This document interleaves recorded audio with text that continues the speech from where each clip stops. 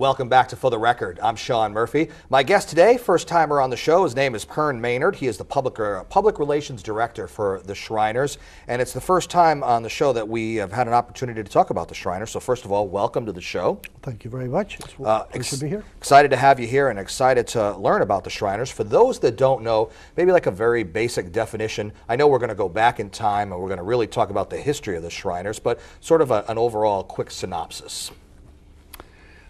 The Shriners specifically were started in 1870, and it was started a number of Masons in New York City who met every Tuesday at the New York Knickerbocker Club, decided they wanted to have more fun than what they had in Masons.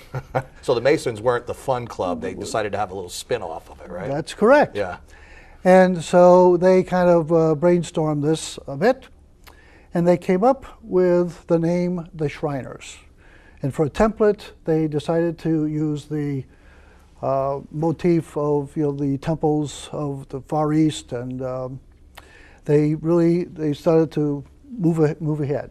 They originally called themselves the Ancient Arabic Order of the Nobles of the Mystic Shrine. Wow, that's much longer. That's a mouthful. You can't even fit it on a business card practically. You can't. That's why they have recently changed it to Shriners International. Much better, much better. So today we are known as the Shriners International. And in this country, there are 22 Shriners hospitals in the United States, Mexico, and Canada. And they take care of children from all over the world. There's anybody can apply to go to a Shriners hospital. It's out of religious orientation or anything like that. It's just there's no. All you have to have is a parent that wants you to go to a Shriners hospital, and you're under the age of 18. They'll take care of any child that is. One of the things that we were mentioning off the air was, a person who may not really know about the Shriners at all probably knows about the hospitals. They've heard of that, and the Shriners being in parades, and that's pretty much for someone who doesn't know, that's pretty much the extent of their knowledge of the Shriners, and that'll get you started. But obviously, it's so much more than that. Well, that's why we appreciate to have this opportunity today, because the first thing that. Well, I've been a Mason for 30 years. Now, I just want to stop you there, because that's one thing people might not realize, that Shriners are or were Masons, right? And Masons go way back further. That's correct. We'll get into that a little later. Okay.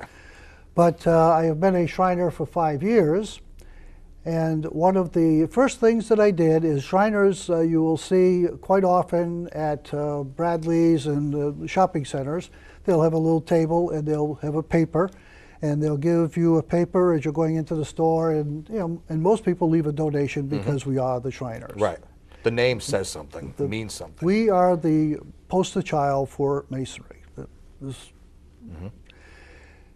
And what really got me on the first paper drive I did is, as I was asking questions, people coming up, they would talk about the little cars. They would, they would know about the hospitals, but they really didn't know what Shriners did. Right. And needless to say, they certainly didn't know that we were Masons. Right.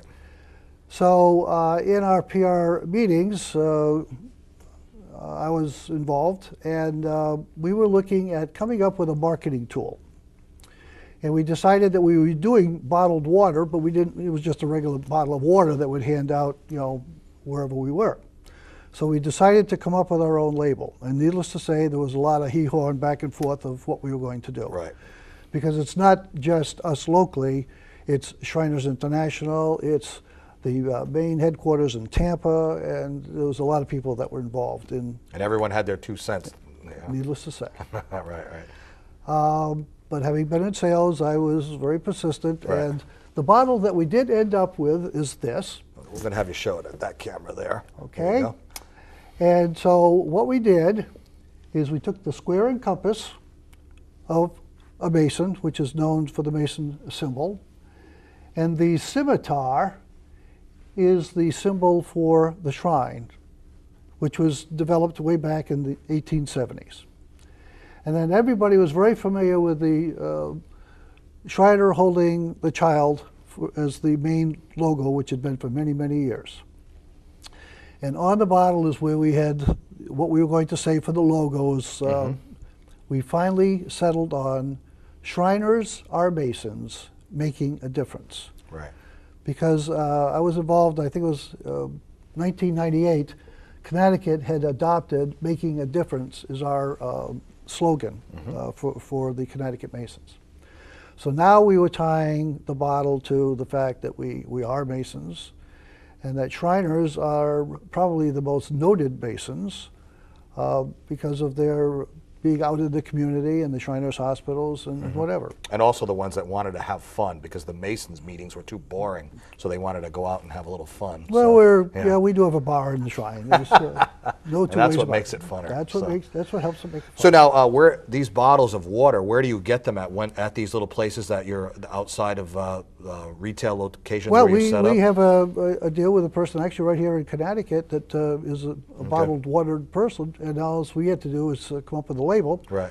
And now we've printed thousands of labels, so we just keep this water coming. And bottled water is very popular. Lots of people don't want to drink out of the faucet, so everybody buys bottled water. Well, they do. And we've been telling at the Sphinx Shrine, which I'm a member, there are 33 units and clubs, and each one goes out and does their own thing.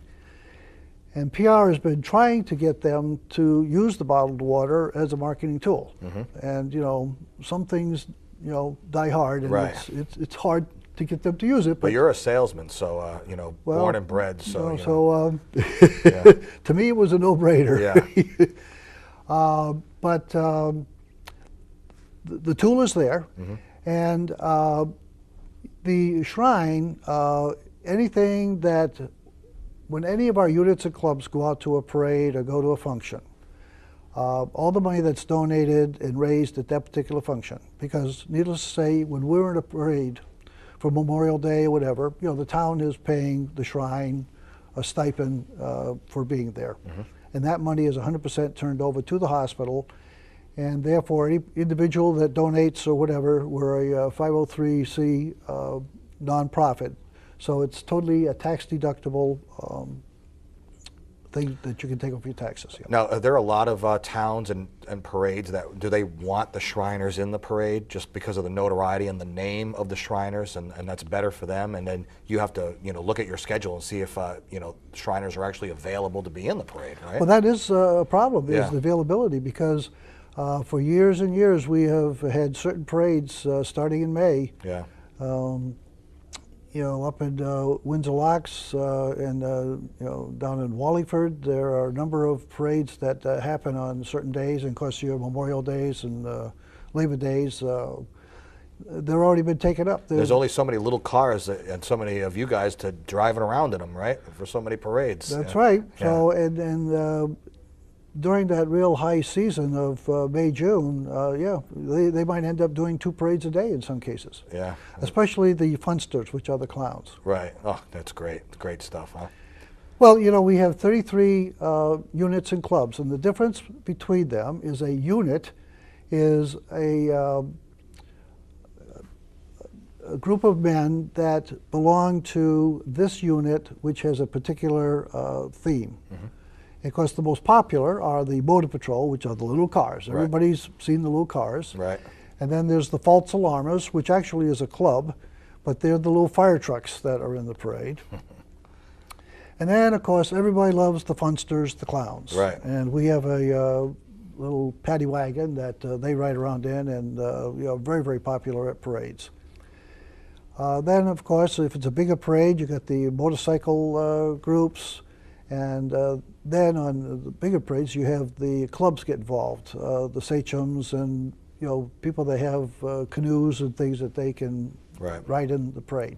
When you get gets a little colder, obviously the parades kind of simmer down a little bit. But there are parades that happen in the winter too. There's holiday parades and things of that sort, right?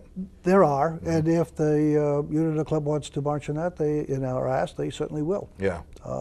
They're not as prevalent, needless to say, but they will. I think the funsters, they have a special fund, the Sneaker Fund, which goes to the burn hospital up in Boston. And it's interesting that you can call the shrine, and you have the number that you'll be able to put up, and they would be more than happy to give a price on going to a birthday party or any kind of a function that a group or organization might have. It's a little tougher for the Motor Patrol to do that, but the Funsters, I mean, their function is blowing up balloons and making animals for the kids and just having fun with the kids. They're the group that goes into hospitals, and they're probably the most well-known as far as being able to go into a number of different venues. Can you tell me how the hospital aspect of the Shriners came about? Because it's one of the things that they're the most well-known for. How did Shriners and the children's hospitals, how did that happen?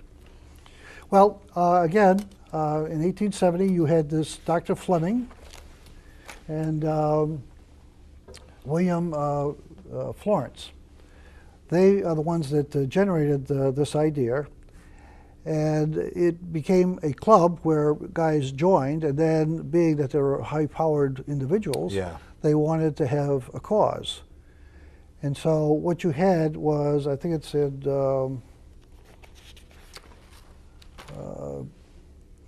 you've got a whole history here in front of you, huh?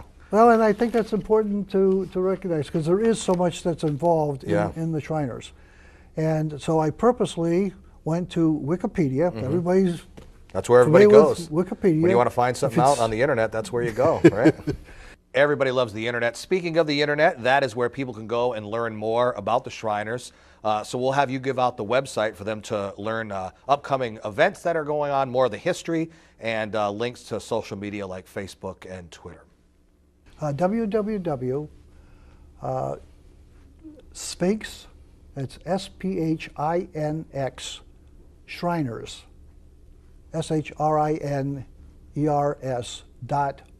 O-R-G. All right. And again, graphic up on the screen. And again, all the social media sites are also on the website, too, for people to go to. So we'll take a short break and come back and talk lots more, because there's a whole lot of more history to get to as well, plus some upcoming events, too. Pern Maynard, the Public Relations Director for the Shriners. We'll take a break and come back. This is For the Record. Stay with us. Okay.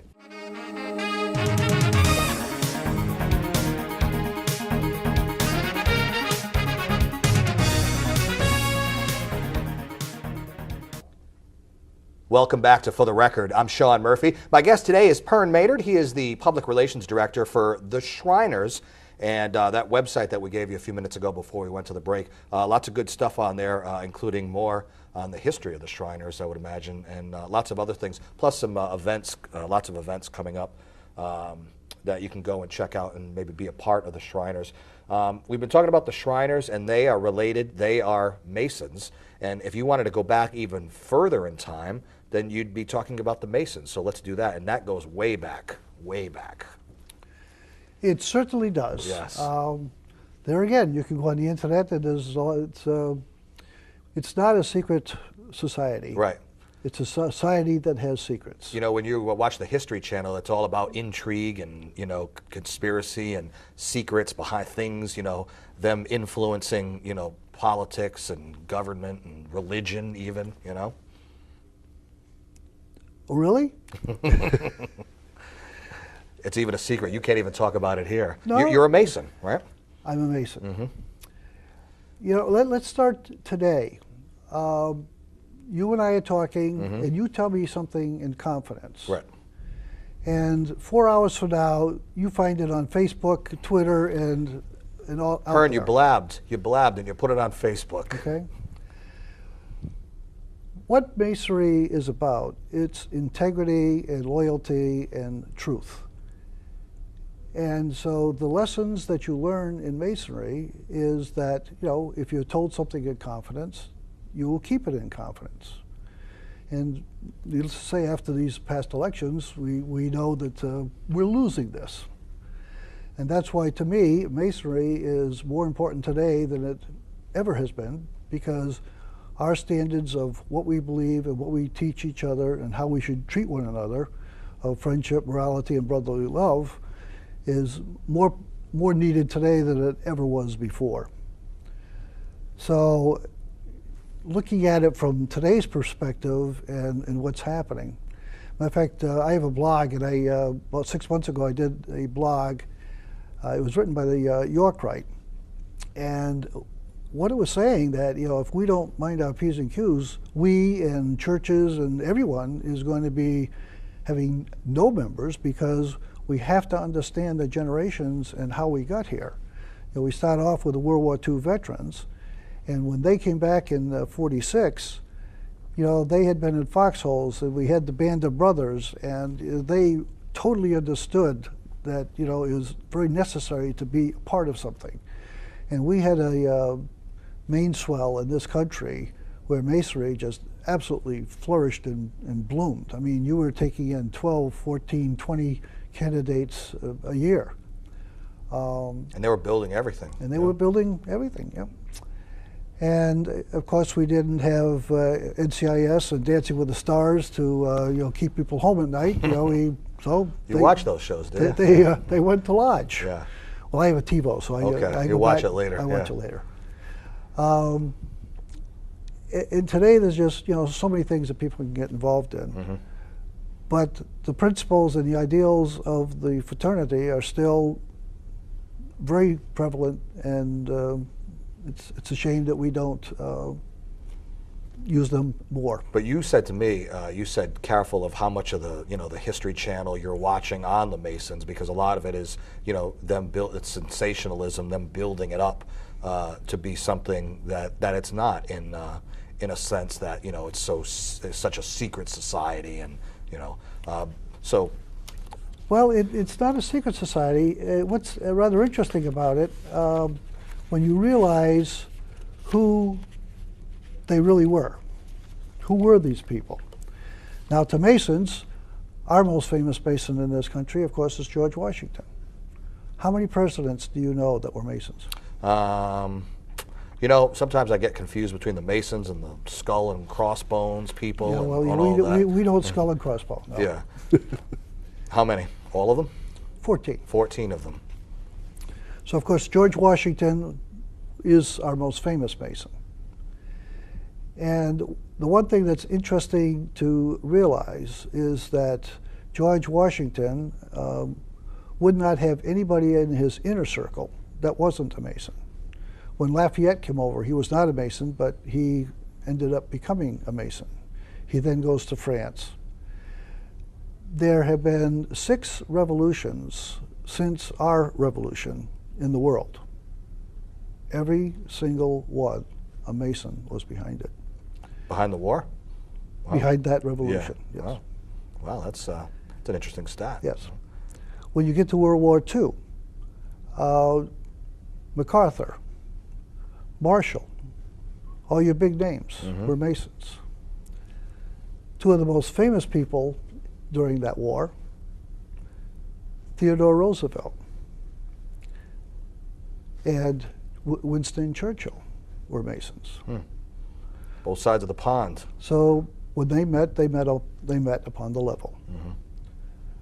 So Masonry has been a very interesting organization. It's in, you can see Masonry in the dollar bill, correct?